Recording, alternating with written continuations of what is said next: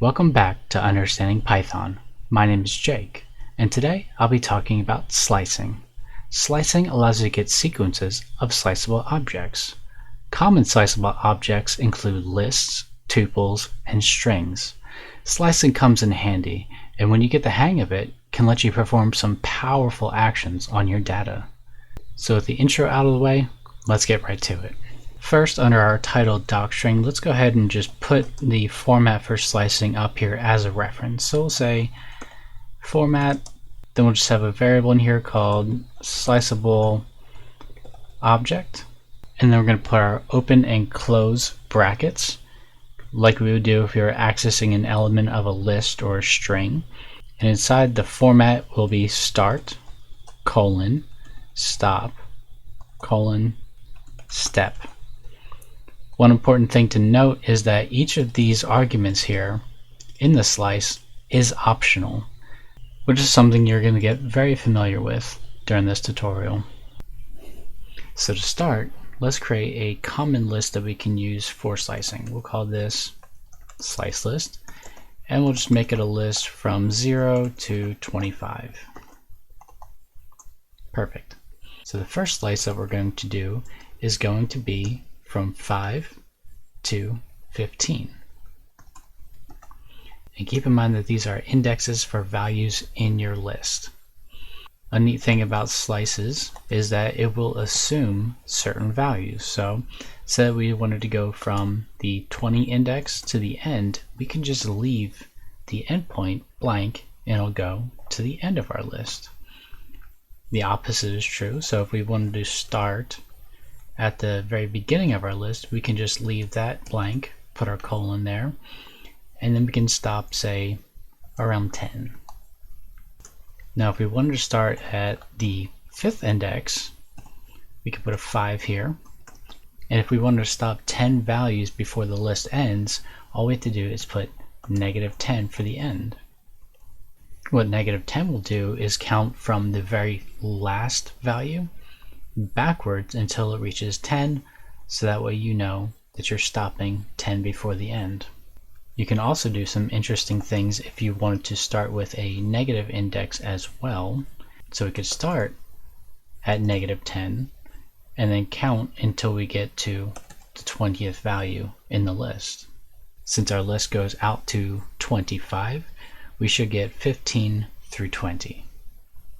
Now some of the more neat things you can do with slicing is with the step argument. So if we'll do slice list, we'll leave the first two blank, so we're going to do the entire list by leaving the start and stop blank. It's going to give us everything, but for the last value, the step value, we're going to put 2. So this is going to skip every other value in the list. And since we're starting at 0, this is going to give us every even number in the list until the end of the list. But what if you wanted every odd number in the list? Well, you can do the same thing. So we'll do the first two blank, and then we'll do -2. And since we're stopping the list at 25, it's going to skip every other value, giving us all the odd values in the list.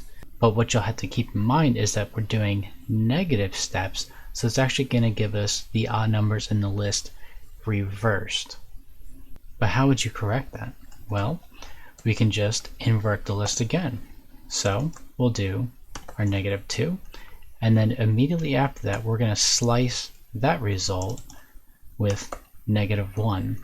So that's going to step through our reversed odd numbers and reverse them once again by using -1 as the step. And we'll show you what all of these looks like when we get to the end of the section and add all of our prints. With the step argument, you can do some pattern checking in your list. For example, if you want to find every multiple of 3 in a list that starts at 0, you can just put 3 in there. Same thing for 4, 5, etc. We'll keep this at 10, so we're going to get all multiples of 10 in our list, which will be 0, 10, and 20. Now just because I left the start and stop values empty in the examples above doesn't mean that you can't combine start and stop with a step as well. So here we're going to do slice list. We're going to start at 10, end at 20, and we're going to step it with 2. So that gives us all the even numbers between 10 and 20. But there's something that a number of people, when they're starting out with slicing, tend to get tripped up on, is when they're starting at particular indexes, say 10 and 20, and they're trying to do negative steps. So if you were to run this, you would actually get an empty list. That's because instead of the list going from 10 to 20, it's now counting down from 10. So as it goes along from 10, it's going to hit 8, 6, 4, 2, and 0, never making it to the endpoint of 20, which means that we're going to get an empty list back. But if you wanted to get all the values between 10 and 20, how would you do that? Well, all you'd have to do is reverse that. So we're going to start at 20, ending at 10 with a step of -2. So here we're starting at 20, counting down 18, 16, 14, 12, 10. This is going to give us what we want. It's important to keep in mind that the step simply tells Python, as it loops through the list, how many values to skip, and if you're using negative values, what direction to skip them in. And then to wrap up the basics section, remember that in my previous string video that strings also behave a lot like lists. So we'll create a string here that says you can even slice strings. So if we wanted to get a particular range out of the string, we can do 13 through 18. Or something that a lot of people like to play around with as they are learning slicing, you can actually use the step to reverse a string. So here it's going to start from the right side and then roll the string out to the left side. And that's another easy way to reverse a string. With all that written out, let's add our print statements and take a look at the values.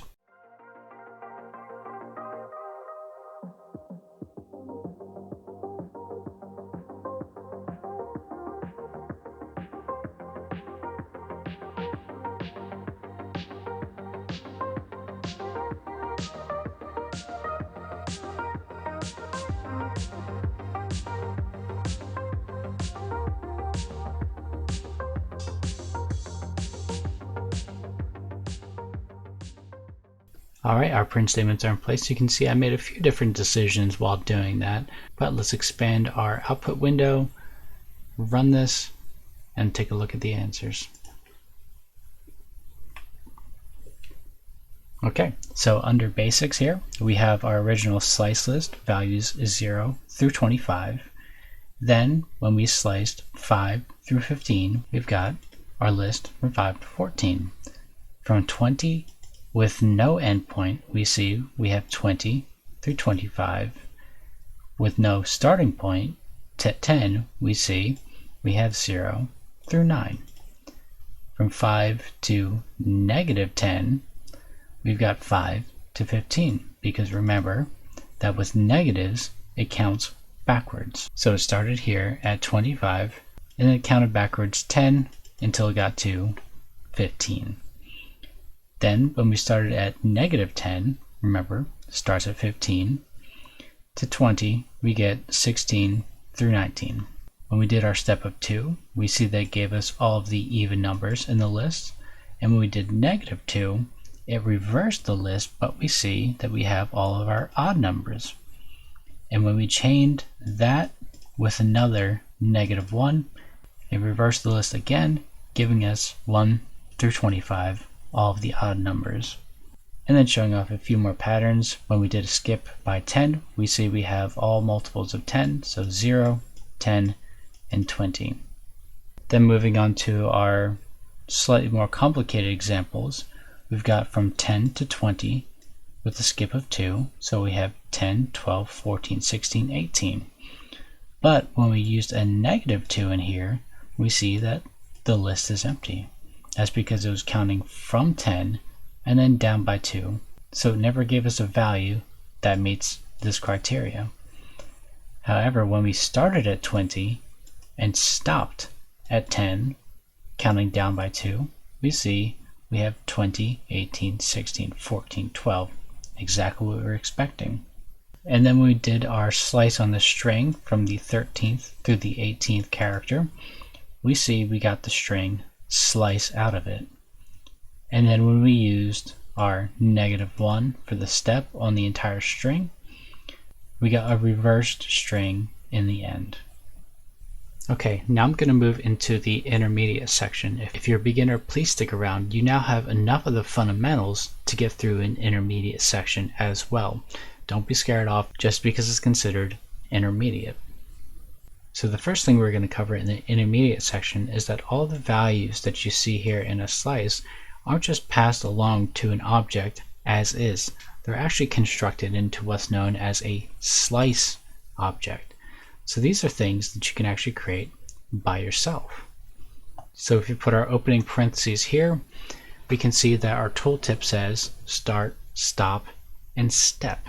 So in here, start and stop arguments are required, though you can just put none in them.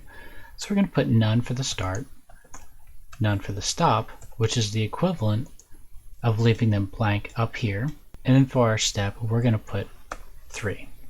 And now we can actually save this to a variable. So we'll call this skip2, because 3 is going to skip 2 entries. This may not seem apparently useful up front, but if you wanted to use the same slice for a number of different operations, you can now pass this slice directly into slice list. Inside the square parentheses, you would just put skip2. So with the slice object stored in a variable, you can now use it across multiple operations without having to manually update a slice in the future. You can just update it once in the one that's stored and use it throughout. And then one of the more powerful things you can do with slicing is actually replace objects in one of your mutable sliceable types. So we'll say slice list, and we'll just go from 5 to 10. We'll say equals 55, 56, 57.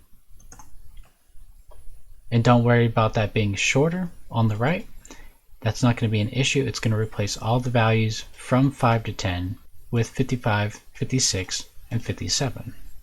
You can also use this to replace all the values from beginning to 5 with a string that says replaced.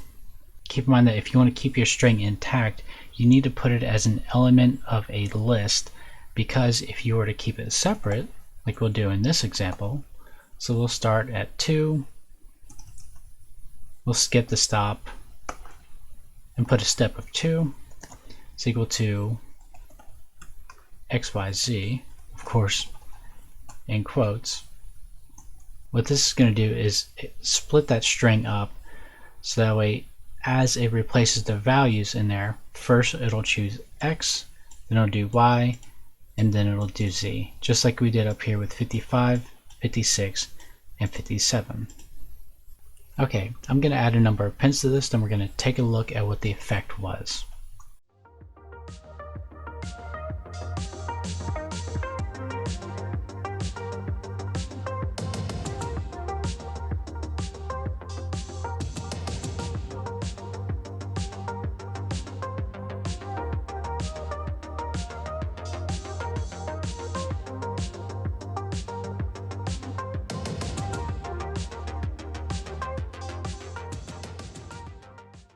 Okay, I've added a number of print statements that will help to illustrate exactly what's going on. Let's run this and see what happened. Okay, so under our intermediate section, I printed out skip2, and you can see that it is a slice object with values of none, none, and 3. Now when we applied that slice to skip2, we see that it gives us all the multiples of 3. because it skips 2 values in between. Now just for a reference, we printed out slice list up here. We have 0 through 25. And then when we created a slice from 5 to 10 and made it equal to 55, 56, and 57, we see that in here we have 55, 56, 57.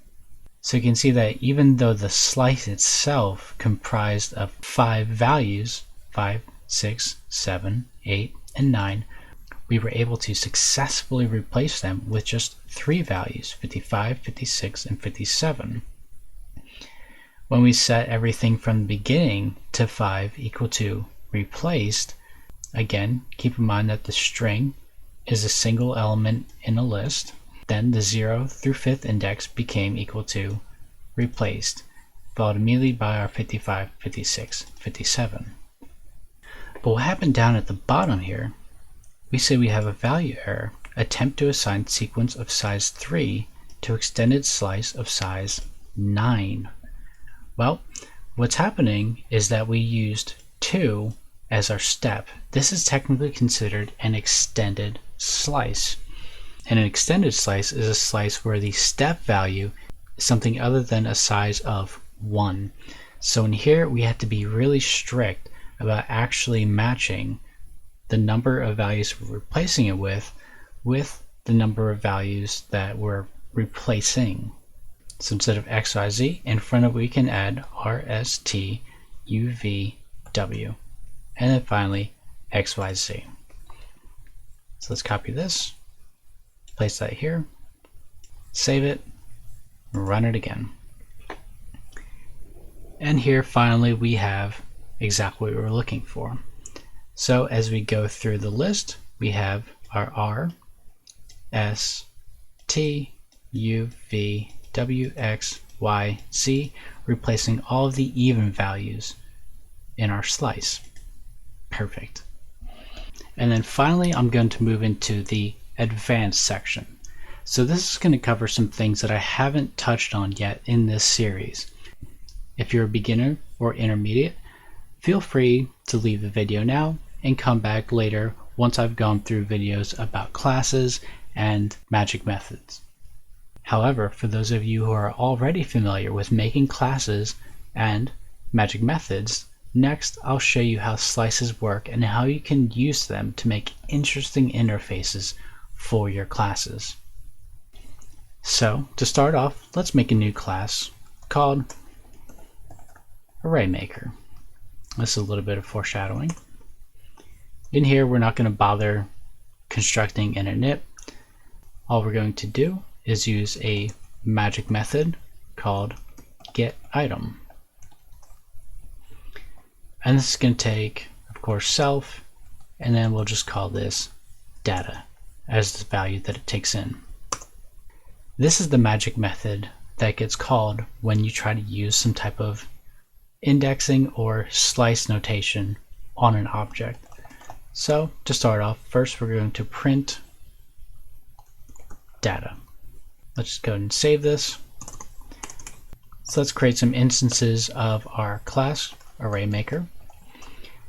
And we don't have to worry about storing that in a particular value for this exercise.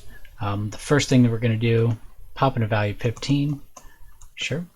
So that's going to be if we were accessing it like an index. And then a true slice will do, say, 3, 5, and then 7. And before we run this, let's add a print up at the top so we can separate our sections.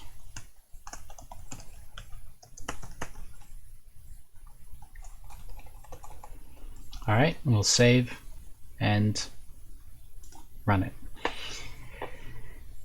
Okay, so we see under advanced we have the value 15, so that's just going to be an integer. And then interestingly enough, we get our slice object here at the bottom with 3, 5, and 7 inside of it. So what this means is that we can use this slice object and do whatever we want with our values inside. So we'll just do a quick check, make sure it's the instance of a slice. So we'll do isInstance data slice, And under here, each slice object has slice.start, slice.stop, and then slice.step. So we can access each of these values just like this. What I'm going to do is, since this is called Array Maker, let's use this slice interface to give us an interesting way to create arrays. For this example, we'll just do two-dimensional arrays. So we'll say fill is equal to, and we'll make a new list in here, data.step. So the step argument is going to be whatever you want to fill the defaults in the array. And we're going to multiply that by data.start. So this will be the amount of columns that are in our array. And then finally, we're going to return a new list with fill. And we'll just do a shallow copy of that. And we'll say for blank in range data.stop. Perfect. And then for our example down here, we'll say Array Maker, make an instance of it, do 3, 5 rows, and then inside of there we'll just make the string test. And we'll print that out. Okay, I've saved that. Let's run it. We see that we got our slice object in here with the start of 3, stop of 5, and the step of test. And then for our array, we see we have our outer array, and inside it are 1, 2, 3, 4, 5 lists or 5 rows, and inside of those is 3 columns, each with the value of test. So our interface is 3 columns, 5 rows, and then the value inside each being test.